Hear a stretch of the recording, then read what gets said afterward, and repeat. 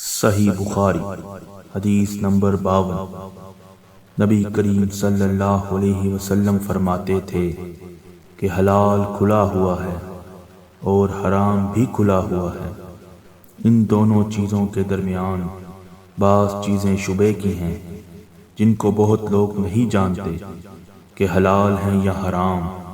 پھر جو کوئی شبے کی چیزوں سے بھی بچ گیا اس نے اپنے دین اور عزت کو بچا لیا، اور جو کوئی ان شبے کی چیزوں میں پڑ گیا اس کی مثال اس چرواہے کی ہے جو شاہی محفوظ چراگاہ کے آس پاس اپنے جانوروں کو چرائے۔ وہ قریب ہے کہ کبھی اس چراگاہ کے اندر گھس جائے اور شاہی مجرم قرار پائے۔ سن لو، ہر بادشاہ کی ایک چراگاہ ہوتی ہے، اللہ کی چراگاہ اس زمین پر حرام چیزیں ہیں، پس ان سے بچو۔